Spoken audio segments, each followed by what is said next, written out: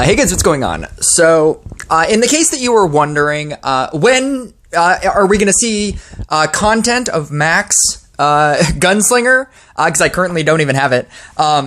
When are we going to see content of Max Gunslinger? How much are you going to wail out on getting a Max Gunslinger day one? The answer is nothing. I am not going to wail out on getting a Max Gunslinger. I questioned it. When I made that video, if you haven't already seen the video, it's like the last video that I posted about the event. I questioned getting the $100 pack, and I've just been going back and forth on it, and there's a big part of me that I just don't care. And I don't care in the sense that I don't want it or I don't think that it's a good card. I think it's a great card. I think it's amazing. I think that everything that it does is going to be the replacement Trapper. And you can say that, oh, it's just a Trapper, or oh, it's just a support card. It's like, yeah, but it's going to be it's going to be a Trapper. It's going to be a Witch when it was good. It's going to be a Chemist. It's going to be one of those. It is going to be the premier thing that you go to first before you go to other things, probably, presumably. I would. Or at least I would. I think that it's an upgraded Trapper. I think that it's an upgraded Harley Quinn, because you can move everything around, so you can have the perfect setup, round one. I think that everything that it does is very good, and it's obviously going to be something that I'm going to, invest into, to max out eventually. But in saying that, Rush Royale Tips and Tricks just posted a video, and if you haven't, gone to see that, go see that. But in it, he essentially says like how much it would cost in order to upgrade it to full. Buying the $100 pack, buying the $50 pack, buying the $25 pack, buying all the things, all the magic orb packs, right? Buying all the magic orbs for it. And it was something in the area of like $1,000, something crazy. And that's what people, back when the 74 system was out, that's what people were equating Treant to. And I spent $200 buying the $100 pack and buying a $100 pack of gems because it was my last double offer. So I got 11,000 gems from it, which is one of the main reasons why I did it. So it was essentially like buying $300, like $200. Like if I wanted to do that now, I would be spending $200 to get the same amount. But in saying that, in 2 months, because that's how long the Treant event happened, that was 2 months ago, I currently have a 14, and with the Book of Secrets, next month, in a very short period of time, in 6 days, I'm gonna have a 15.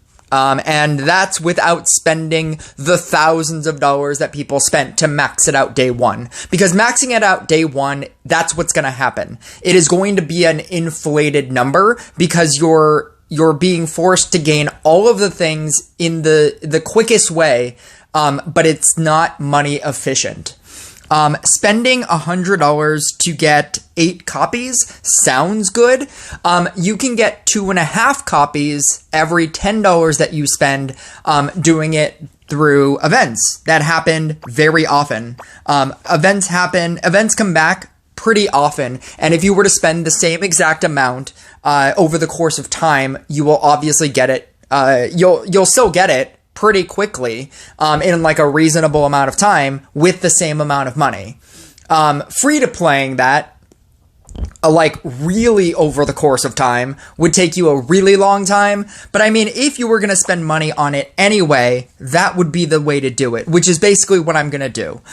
So essentially, when I get to the end of this, that will give me 2 copies from the left side, from the $10 side, and then 1 copy from the point side. So then you'll be able to buy a Gunslinger. So that's 3 copies.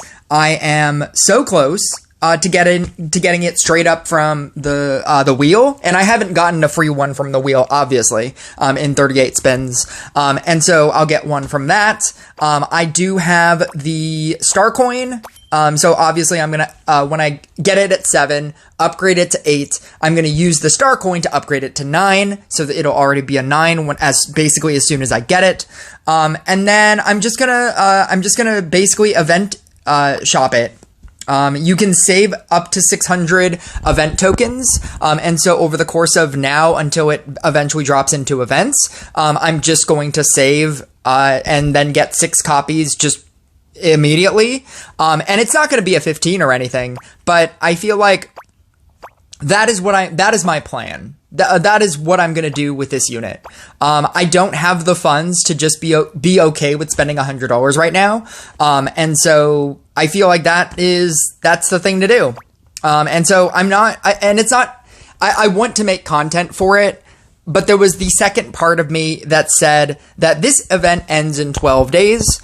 If you were looking for, Gunslinger content, Gunslinger content has already been posted like a week ago when content creators got the dev build. All of the content is already out there. You don't technically need to see me right now have a max Gunslinger. Would that be cool? I suppose yes, but whenever I get a max Gunslinger or whenever I get a Gunslinger just in general, when I make content, then you'll be seeing me make content for it. So whether or not I spend because there was a part of me that wanted to buy like the $25 pack just to have it right now so that I could make content right now, like today. But the difference between right now and in 12 days when this event ends, obviously I will get these 2 copies, or I will get this copy earlier than 12 days. So whichever comes first, right? Obviously, doing it right now would be exciting, specifically for me, but whether or not I do that now or in 12 days or in 2 months when I max it out, right? Like when I finally max out this Treant 2 months later, I feel like that content is still exciting because I will finally be doing that content. As a quick example, and this is what I want to close on, it would be like if A Friend Gaming finally did a Blooming Dash Blade Dancer video. I believe he did it one time live on stream, and he said in that stream, never again. He's just not a Blooming Dash Blade Dancer player. I love Blooming Dash Blade Dancer. I can't wait. That's one of the main reasons why I want Gunslinger, so that I can play that deck again. But he did a Blooming Dash Blade Dancer like video on stream, and he said that he would never do it again. But when he did it, I was super excited that he did it. And it didn't matter that Blade Dancer has been in the game for as long as it's been in the game. It was the fact that he is a creator that I watch, and then when he finally decided to play a card that I like, I was still excited for it because it was a person playing a thing that I like, right? I feel like if I were to spend like hundreds or thousands of dollars getting a max Gunslinger right now, it would not matter if I maxed a Gunslinger, 2 months, 3 months from now and did content then, right? I'm actually going to post a Tesla video that I could just show you in here. I don't know why, but I'm going to actually just post this Tesla video because I just beat a 6576 crit player, and with this Tesla deck, and it's a max Treant deck, and the fact that Tesla is such an old unit, it doesn't matter that it's that Tesla is quote unquote old news. I still think that it's really cool that I can post Tesla content, and I don't necessarily need to care that it's old news, because technically if you wanted to say, like max out the Gunslinger right now so you can make content because it's new news, right? It's already old news because the dev account was released and people have already made like max Gunslinger gameplay prior to this event coming out in the game. So yeah, that's my plan.